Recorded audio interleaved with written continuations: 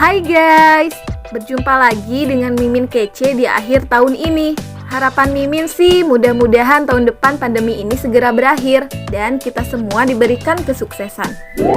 Yang masih jomblo cepet dapet pasangan, yang udah ada pasangan juga buruan diajak ke pelaminan. Jangan sampai ganteng doang jemput cewek di panggang. Sorry, depan gang maksudnya. Ganteng dong jemput cewek depan gang. By the way, persiapan tahun baru kalian mau kemana nih? Menurut Mimin sih, karena masih suasana pandemi gini, mending kalian di rumah aja deh sambil simak terus channel ini, biar kalian makin kenyang dikasih tahu. Selain kenyang kita kasih tahu, kalian juga akan kenyang sama info menarik yang akan Mimin suguhin di setiap kontennya.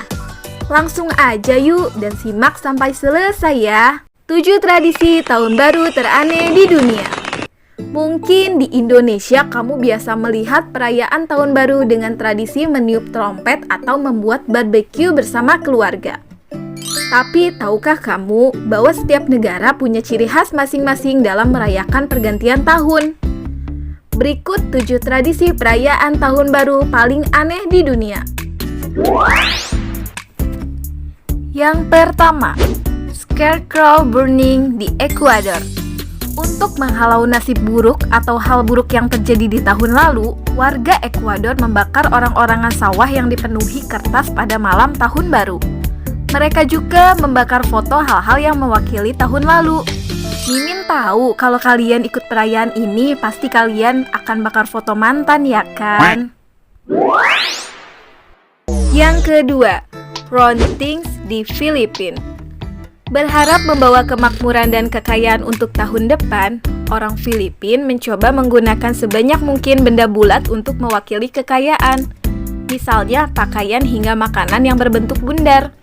Di Filipina, tahun baru memiliki makna tentang satu hal. Satu hal itu adalah cold hard cash. Tahun baru menjadi momen mereka untuk mengharapkan kemakmuran. Itulah sebabnya uang koin mereka digunakan untuk membawa kemakmuran dan kekayaan di tahun yang akan datang. Dalam hal ini, mereka tidak hanya berpikir tentang uang recehan, tetapi juga segala benda berbentuk bundar seperti koin, baik itu pakaian bundar, makanan bundar seperti donat atau beragam benda bulat lainnya. 3. Piring rusak atau broken plants di Denmark. Jika kamu pernah berada di Denmark dan menemukan tumpukan barang pecah belah di luar pintu, mungkin itu saat malam tahun baru. Piring-piring yang tidak terpakai disimpan sepanjang tahun hingga tanggal 31 Desember. Lalu piring-piring itu dilemparkan ke depan pintu. Times of India menyebut semakin banyak tumpukan pecahan piring di depan pintu, itu akan menunjukkan seberapa besar popularitas kita. Di Indonesia juga ada yang pecah pas perayaan tahun baru. Kira-kira apalagi tuh? Sorry kalau Mimin demen yang ambigu. Keempat, makan 12 anggur di Spanyol. Saat menghitung mundur dan orang-orang di seluruh dunia bersiap menonton kembang api saat malam tahun baru, warga Spanyol justru melihat tandan anggur dengan tatapan tajam. Tantangan ini mengharuskan makan 12 buah anggur, satu untuk setiap dering bel. Yang berhasil dipercaya akan memperoleh keberuntungan di tahun tersebut. Makan anggur masih enak sih, yang penting jangan makan hati aja.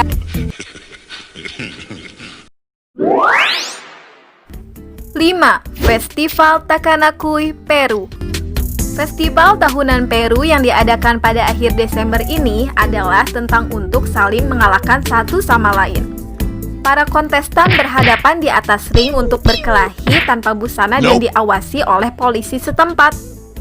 Takanakui secara harfiah berarti ketika darah mendidih. Di Indonesia lebih serem lagi, tawuran dong. 6. Lonceng 108 Jepang. Di Jepang, lonceng dibunyikan 108 kali. Dalam tradisi Buddha, itu dipercaya dapat menghapus semua dosa manusia. Hal itu juga dianggap keberuntungan untuk siapapun yang tersenyum atau tertawa menjelang tahun baru.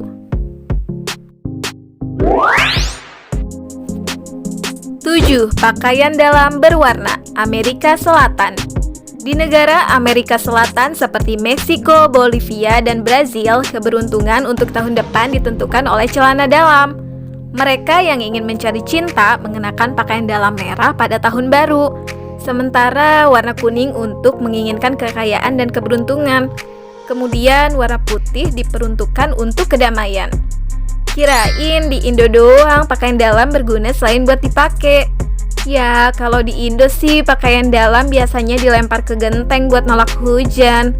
Kalau di tempat kalian juga ada yang kayak gini nggak? Nah, itu tadi 7 tradisi perayaan tahun baru dari berbagai belahan dunia. Kalau kalian biasanya ngapain aja buat ngerayain tahun baruan? Ketik di kolom komentar ya.